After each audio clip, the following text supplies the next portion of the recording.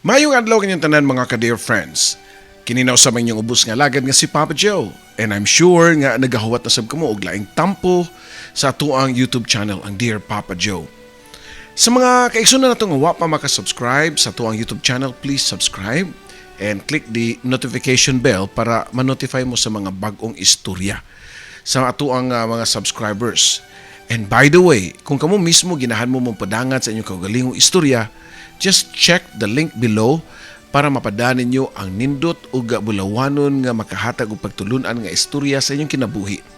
And of course, itong mga kaigsunan diha nga nagtanaw karon. O nya, gimingaw sa mga karaan na nga mga istorya nga wa na ani nga format nga makita kunyo nga magbasa. Please check the Katabi channel kauban ni Ate Gems. Kana lang ug way lain pa. Okay? So dita maglangay ug sugdan na nato ang atoang istorya karong adlaw.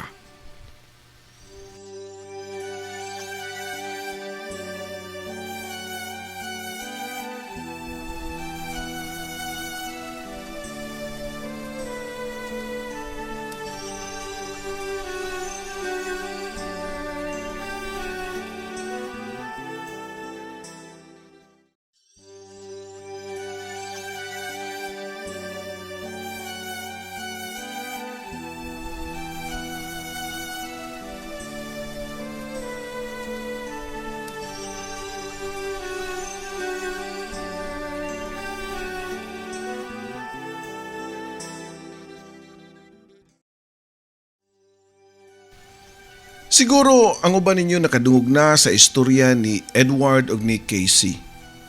Well, taod-taod na to.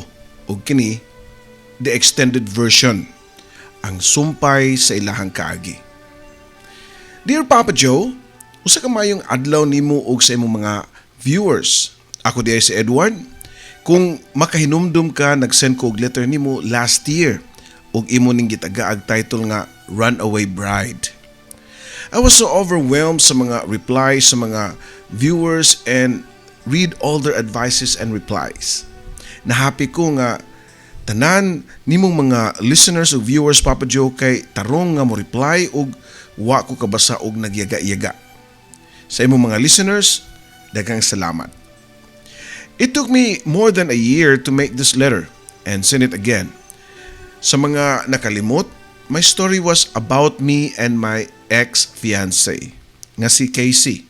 Nga gibiyaan ko sa adlaw sa amuang kasal kay iyang gipili ug giubanan ang iyang laing uyab nga di ko aware, only to find out na wa pud sila nagkadayon kay gibinuangan ra pud siya. My story ended when Casey decided to visit me sa akong gitrabahoan and ask for my forgiveness. Should I forgive her? Nganong nibalik pa man siya? Need ba mi og closure to end things or naa pa bay part 2 ang among istorya? Papa Joe o sa tanang mga viewers, here's the second part of our story and hopefully the last part. Ang istorya ni Edward ug Casey was already deleted sa kong YouTube channel pero ma-upload ra unya na sa Katabi with Ate Gems, which is iya pod nga ginahinayan kutob siya makaya kay usa ka storya mo consume siya og almost one day sa pag-edit lang. Pero para mahapsay og tuloy-tuloy ang inyong pagpaminaw sa istorya ni Edward, I am happy to read it all for you guys. Ang story ni Edward and Casey right from the beginning and up to when Edward emailed me again few days ago kay naapod ko no extended cut ang iyang story. So di na ta magdugay. Paminaw nato ang iyang istorya. Tawag ako sa pangan nga Edward from Cagayan de Oro City. 34 years old ug avid listener ko nimo sud sa pipila ka tuig. Halos tanan nimong YouTube stories ako nang napaminawan o na-download sa akong cellphone para makapaminaw ko while offline. I decided to write you this story para i-share ang akong love story. Usa ko ka supervisor manager sa usa ka kompanya diri sa Cagayan de Oro. Makaingon ko nga stable na ko, nakapundar na po ko ginagmay ug makaingon ko nga ready na ko kayo nga magkapamilya. Kining istoryaha mag-backtrack ta og year 2013. 10 years ago and it happened diri sa Cagayan de Oro.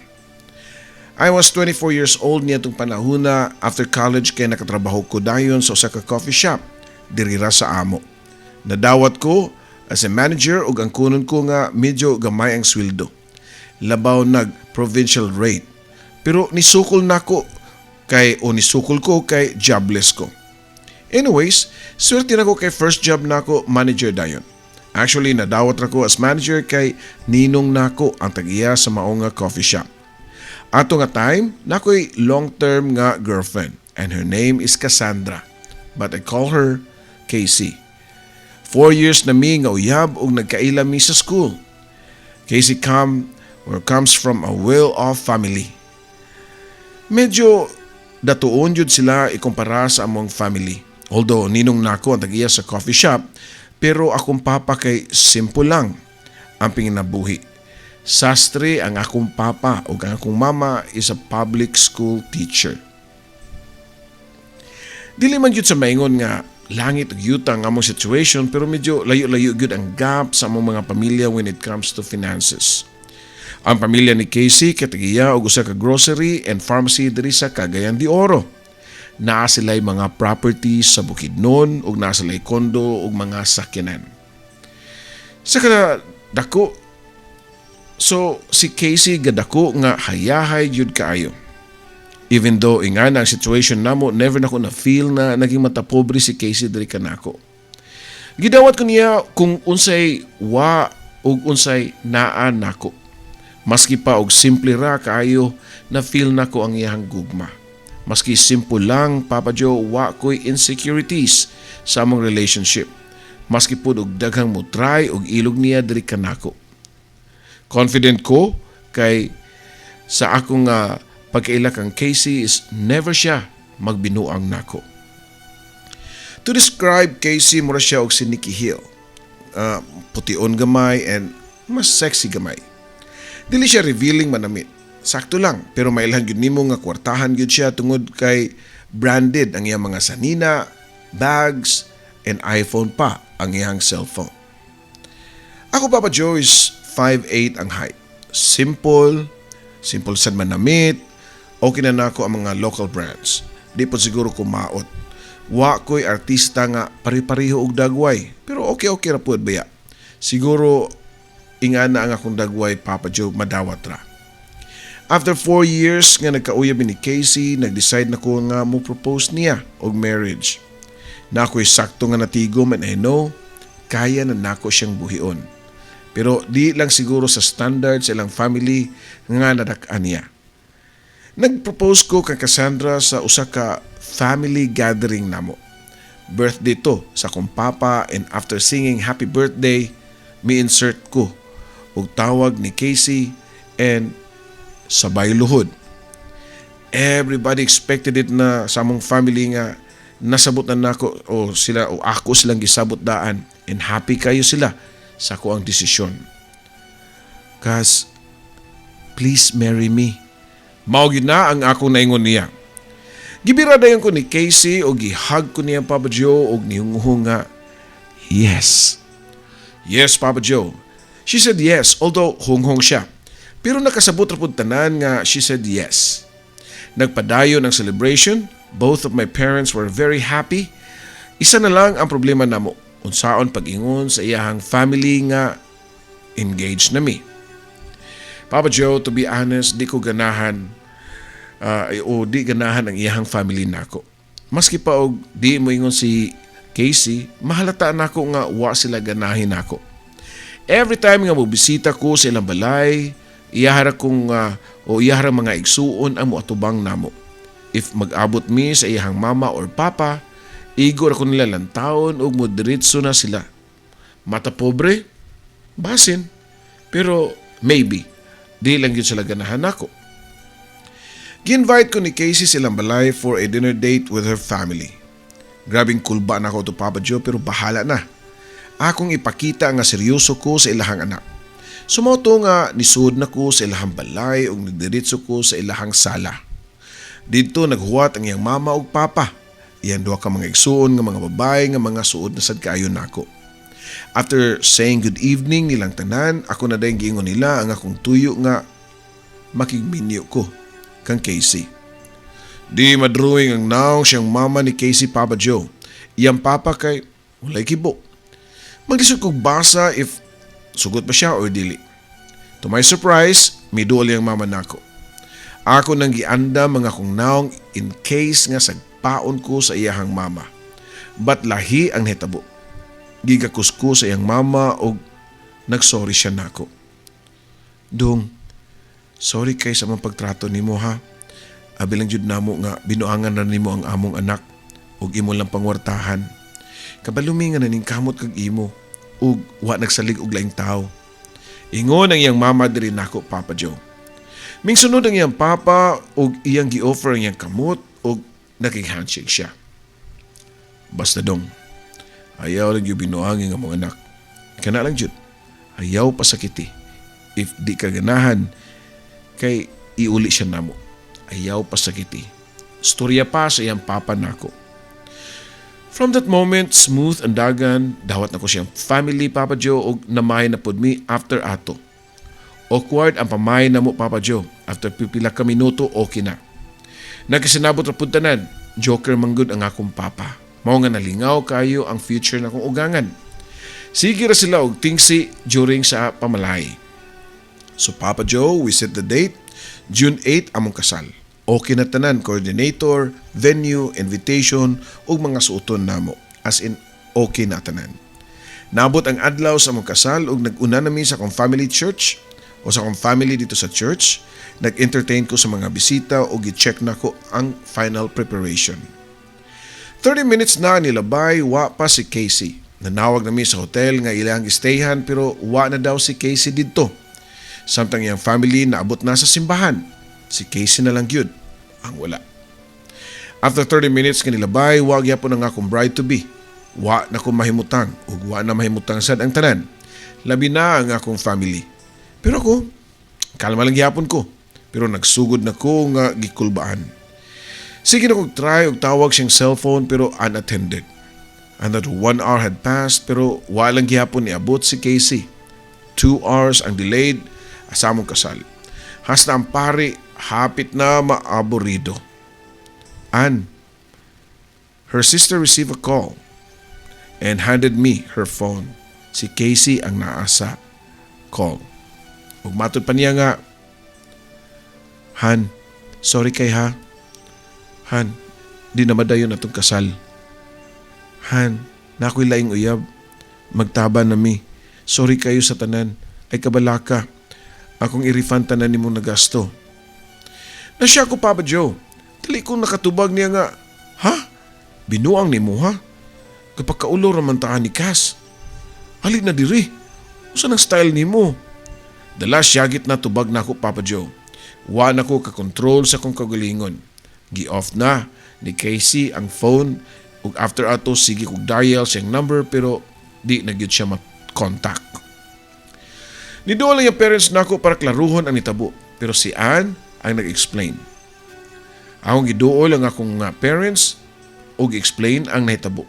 May gani kay wa ra gyud na unsa ang akong mama ug papa. If nay nahitabo ato nila, lintik na lang gyud ang walang ganti. Grabe ka, wow nga ako na-experience. Nakalat ang istorya sa tibok lugar namo, ang uban di makatuo. Bitago ko, Papa Joe, sa kauwaw. Ang akong leave na imbis para sa honeymoon namo, akong gigamit para mutago tungod sa kauwaw. Naabot kong dipulog para lang yun nga mutago.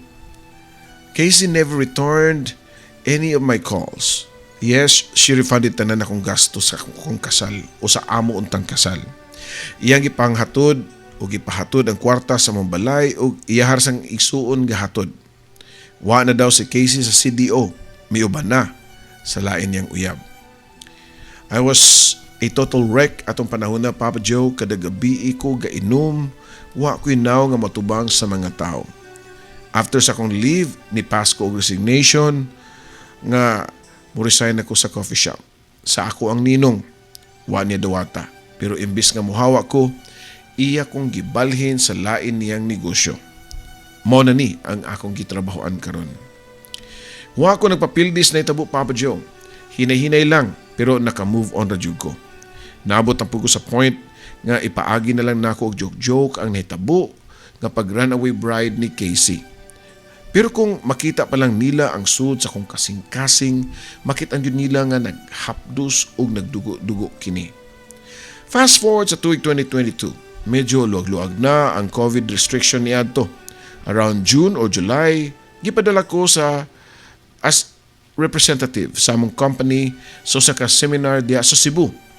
1 week nga seminar nga giheld sa usa ka dako nga hotel diha nga medyo daghan nga mga participants. In the middle of the seminar, naabot nga babae nga pamilyar kaayo nako, si Cassandra.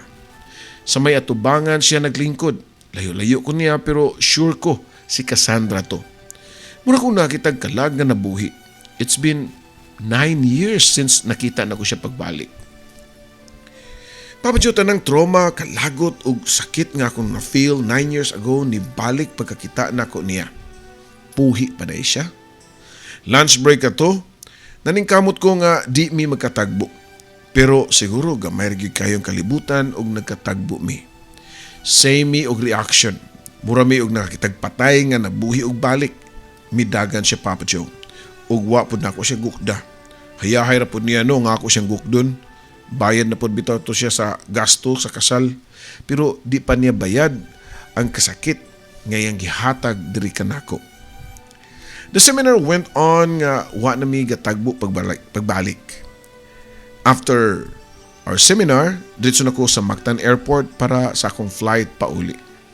Naabot ako sa boarding house. Dako-dako na eroplano ang ako nasakyan and daghan kaayong pasahero. 2 ka bus yata needed ato para punuon ang usa ka plane. Sa second bus ko nakasakay. Pag-abot na ko sa eroplano, ako dayon gipangita ang akong seat ug nidiretso nako og lingkod. Paglingkod nako, Papa Joe, dito pa nako na-realize nga si Cassandra ang akong tapad. Wa na dayon ko ganahi. Nangita ko kaswap sa seat pero puno na jud kaayo. Ug way mo sugot nga makigbaylo og bangko. No choice. 1 hour kapin mi nga magtapad sa tao nga gitraidor ko. Tibok flight kiwaw kaayo nako, but I never initiated a conversation with her. Maski siya, wala pod. Muramig, wala kaila. Pag-abot sa Cagayan de Oro kay nag-una na kog naog ug sakay dayon kog taxi. Wa na kog kabalo og naunsa na si Casey. Basta ang ako ato, di na ko ganahan nga makakita pa niya pagbalik. Pag-abot sa CDO, akong istorya na kong mama o papa o ina lang kong i-advisean nga ayan lang pailad pagbalik. Of course, kabalo na ko ana. Pero naadyo'y gamay nga pitik sa kong dughan nga makaunahuna ko niya. So unsa na ni? In love gihapon ko niya? Maski gipakauwawan ko niya? After that incident, kay back to normal na ang tanan. Balik trabaho na ko, then normal na daily routine, like nothing happened. Then one day, nanawag ang security guard o giingnan ko niya nga naa daw nangita na ako sa gawas. Gigawas na ako sa opisina, Papa Joe, og di ko katuo. Tagana. Si Cassandra. Ganun na ka diri. Masi kinahanglan ni mo. Ganun kabalo man ka na ako diri. Pangutan ako pa. Ed, pwede ko makigstorya ni mo? Please, magstorya ta. Tubag pa ni Cassandra. Wa naman siguro tayo istoryaan siguro, Cas. May pamuhawa lang ka diri mintras kaya pati ka respetuon. Matod ko pa ngadto niya. Pa-explain na lang ko, Ed. Gaya lang ko gamayng time. Ingon pa niya, Cas, hawa na. Please, hawa na kay basin og maon sa pataka. Gihingan lang lagi na ako siya, Papa Joe, pero wagod siya mulakaw. Bahala na, Ed. Bahala og imo kong kulatahon, sagpaon, sumbagon, bahala na ka. Basta paminawa lang ko. Ingon pa ni Cass, Papa Joe. Sumoto, ako ang nag-give up para mahuman nami. Ako siyang gingnan nga, para mahilom ka. Unsa man, storya dayon kay busy ra ba ko. Og ningon siya nako, Papa Joe, nga, Ed, sorry kayo sa tanan. Naglibog kay ko tong panahon na, Ed. Wa mami na dayon si Polog Taban ato. Si Paul di ay ang name sa lalaki. Unya, ni padayon siya pag-explain nga, gingnan ko niya nga, Ed, gingnan ko niya nga, di daw ko padayon og pagkasal nimo kay kami daw ang magminyo. Naglibog kay ko ato, Ed, pasaylo ako.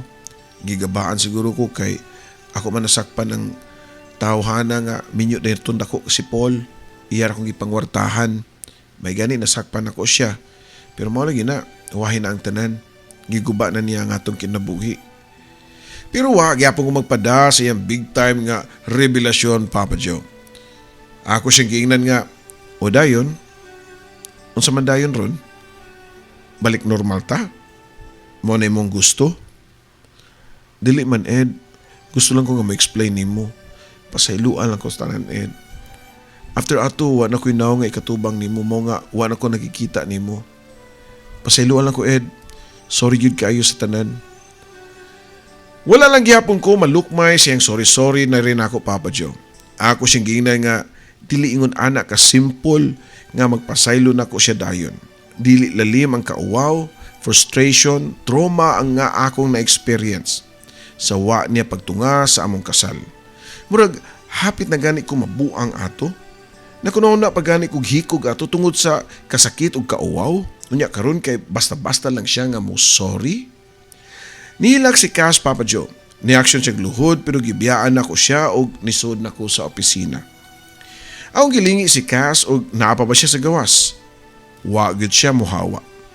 Taud-taud pud siya nga naglingkod sa gawas. Siguro nagpaabot nga gawason ako pagbalik pero wa naman jud ko mo gawas.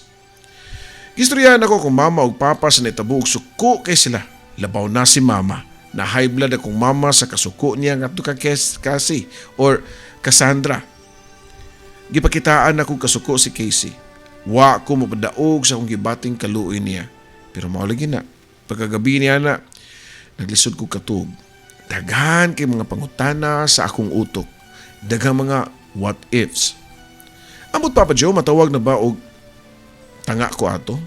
After analyzing and after sa tanan, usara ko na realize nga in love na gyapon ko kang Casey. Sa sunod nga mga adlaw, mas nisamot pa ang disturbance nga akong gibati kay di naman hinuong ko makalimot kang Casey. Sige siyang balik-balik sa akong huna-huna. Pasiloon ka na ako siya. Ako lang kaha siyang balikan. Pero og magbalik mi, basin iya na po kong binuangan. Pasakitan o pakauwawan. Kung magbalik mi, o sa may kasulti na lang ni Papa o Mama o sa akong mga paryente, madawat ka nila si Casey. Human itong mga pangitabua, Papa Joe, wana mo reach out o balik si Cassandra. Mao nga gilingaw-lingaw na ko ang akong kaugalingon. Balik normal, daily routine. One day, I attended a birthday party sa akong office mate na si Daryl. After eating, I went outside sa ilang garden and I happened to see a girl nga gainusara. She's around 5'3", pution and of course guwapa. Mitutok ra ko niya pero wa jud ko ni duol. Nika, syagit pa ni Daryl. O unsa man kuya, tubag pa sa mong babae. Sulod sa daw ingos mama kay nasi pangutanan nimo. Ingon si Daryl niya. Before ni sud ang babae kay nakasiplat siya nako og gamay og ni smile ko niya. She smiled back og nisud sila hambalay. Nakita dayto ni Daryl ang amuang interaction sa gwapang babae day ni duol siya. Sir, manghod to nako. Ingon pa ni Daryl. Ay, mao ba sorry kayo. Gwapa mo kayo mo manghod bay, mao nakatutok ko. Tubag pa nako. Okay ra sir ay. Single ba to si Nika? Ni smile ra ko Papa Joe. Si Nika, usa lang sa mga extra nga characters sa ako ang book. Di man gyud ako malikayan nga magkatagbo kag laing tao, laing babae nga imo magustuhan. Pero sa tinuod lang, wa ko naghimo og move para kang Nika. Di pa gyud ko ready kay sa tinuod lang. Usa ra ka tawo ang magsiksamok-samok sa akong huna-huna, Papa Joe. Og nakahibaw na siguro mo, og si Kinsa. I started stalking Casey's Facebook account. Di tinod nga name ang iyang gibutang sa iyang Facebook pero na-search sa gyapon nako kay somehow naami mutual friends. Naay part siyang FB nga private pero naapoy uban nga makita ra ang mga pictures and post. While stalking her pictures, I decided to look at her profile. While scrolling, nakita nako ang among karaang picture together.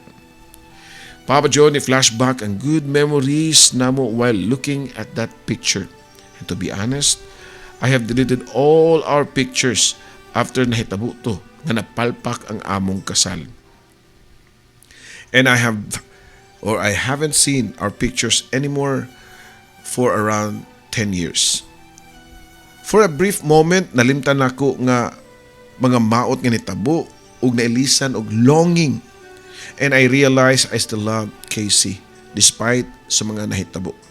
Despite sa anger ug pagkauwaw nga nitabo, siya paghihapon. What should I do? People will find me stupid and pitiful if I'll try to win her back again. What if na siya karelasyon? And the most important question is, what if na siya na-feel para sa kuha and nagpakita lang siya nako plainly para mangayog pasaylo? What I mean, wala di siya na-feel nako, Papa Joe. Those were my questions that time.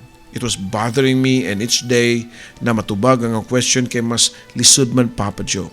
So akong gibuhat, nangurso kog adto sa ilahang village diri sa CDO.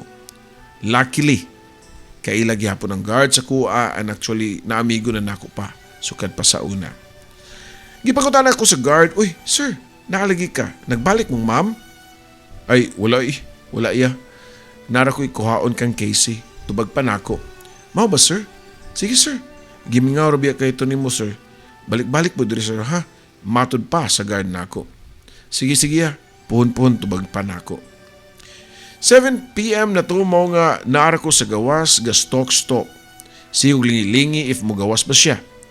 Milabay ang mga 30 to 40 minutes gikan sa pag-abot nako na inikuhit sa akong likod. Kinsa? Si Casey. Nakuratan si Casey nga nakakita nako. "Ed, nasaag lagi ka diri?" Pangutana pa ni Casey. Dali po ko nga nakatubag niya nga nilabay ra ko niya. May bisita ko sa akong kauban sa trabaho diya. Silingan manggod mo. Palusot pa nako. "Sud sa tana, manihapon ta." Manakog kaon eh. Milabay ra jud ko. "Sige ha, adto na ko." "Ed, 10 years ka, uwa mo labay diri. Murag, di man ka katuhuan." "I don't know what to say, Cass. Milabay ra jud ko. Wa man po ko'y tuyo diri nimo." "Okay, Ed. Sige, ayo-ayo." "Salamat, Cass. Sige, adto na ko." Diretso kog lakaw, Papa Joe, nga wailing-ilingi. Wa ko gadalag sakyanan ato nga time kay gigamit sa akong papa. Mao nga magtaksi ra ko. Naunsa ba ko eh? Wa ko kasabot sa kagulingon diyang hapit na ko maabot sa guardhouse.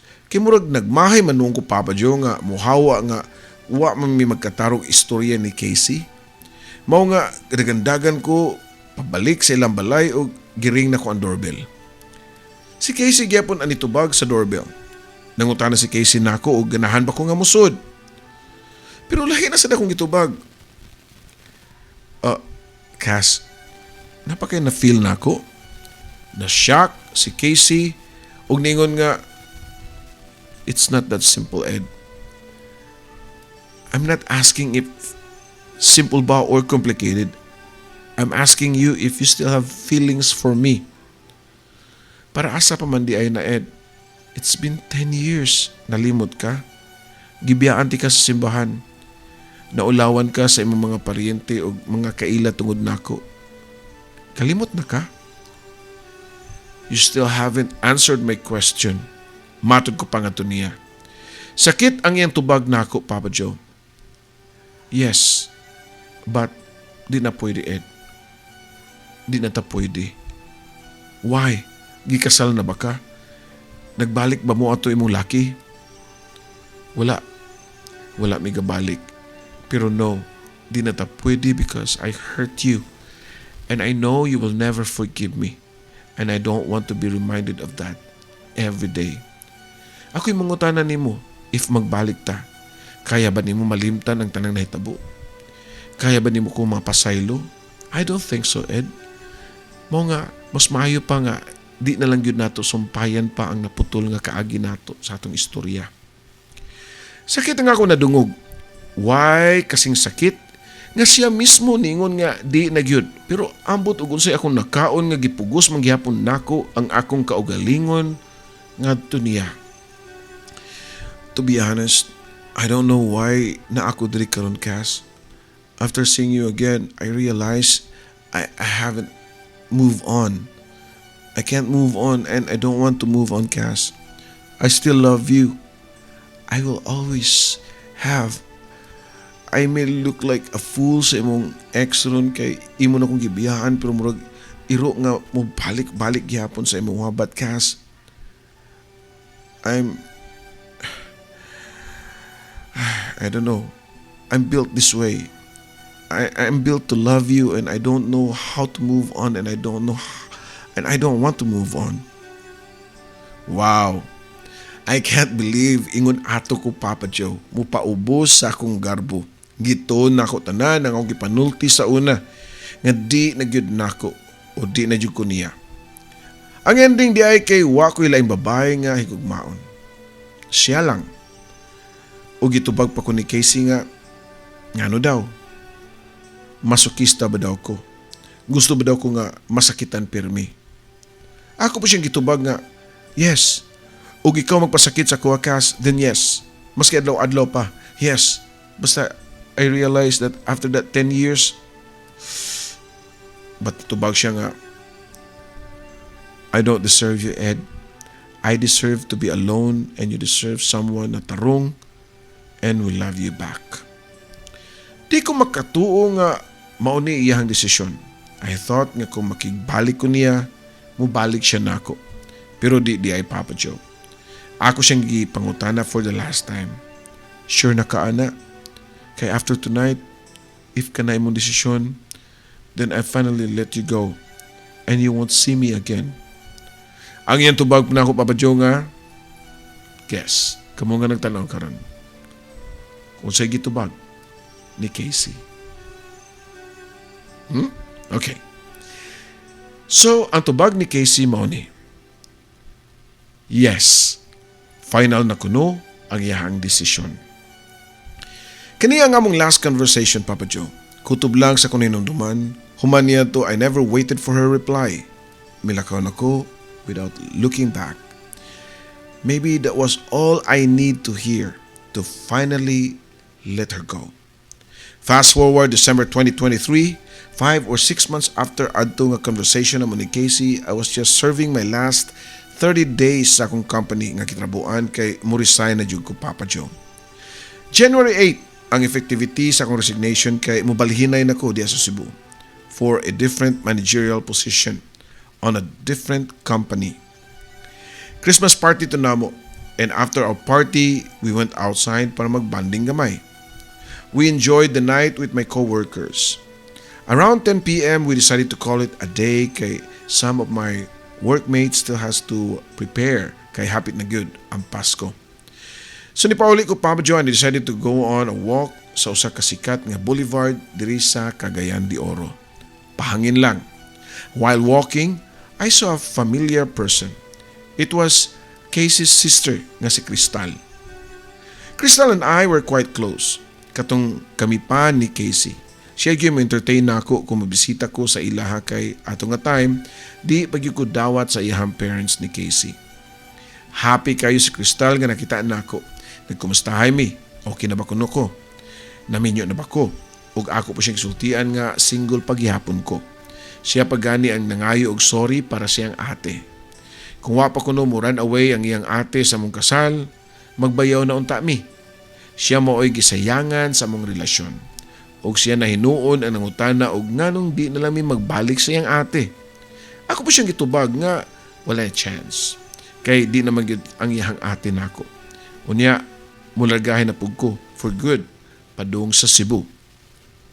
Halaoy mo palayo na day ka, kuya. Basin mapugngan pa ka.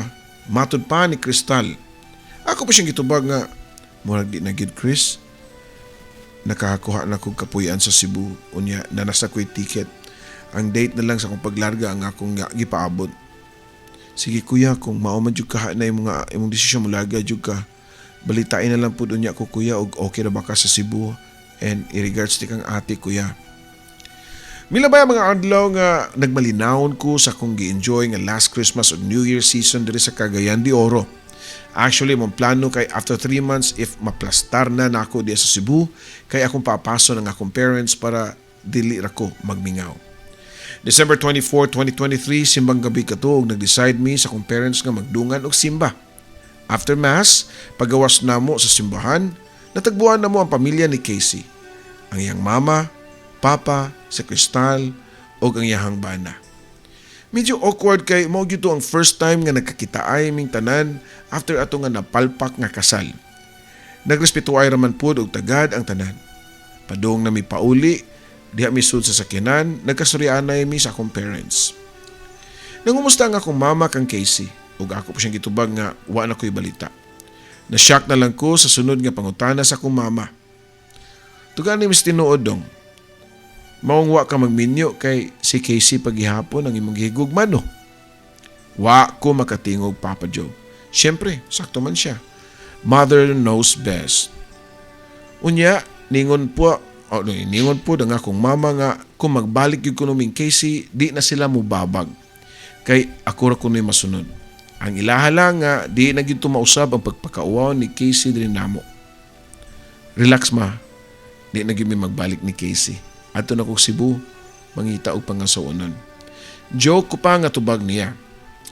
Naabot kami sa Amua og nagready na ko para sa Noche Buena. Mga around 11:30 sa kagabi, dihang may tao nga nangabot sa Amua. Dako na kakurat kay tibuk pamilya ni Casey nagdaog pagkaon para adto kuno mi magtapok og joint celebration sa Christmas Eve. Grabe nakatiman si mama og papa sa parents ni Casey. Kumari o kumpari pag yun ang ilang tawgan na iso sa gusa. Happy kayo sila nga nag-iyahay o greet o Merry Christmas, and then suddenly nitan-aw nako ang mama ni Casey o ningon nga, Dong Edward, paliw kong tawag ni Casey to sa gawas, nas balkonahi, nawaw siguro to nga musud.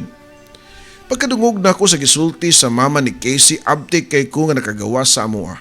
Og tuod man, diha si Casey sa among terrace. Pagkakita niya nako, ningon siya nako nga, nang-invite man imong mama, diri daw may mag-celebrate o Christmas Eve. Maayo noon kay nikuyog ka. Tubag ko pa. Oo, kay matod pa nila mularga na daw ka. Unya, doon ay gisulti si Casey nako nga nakapagugang nako ug di ko katuo nga muti mo gawas siyang baba, Papa Joe.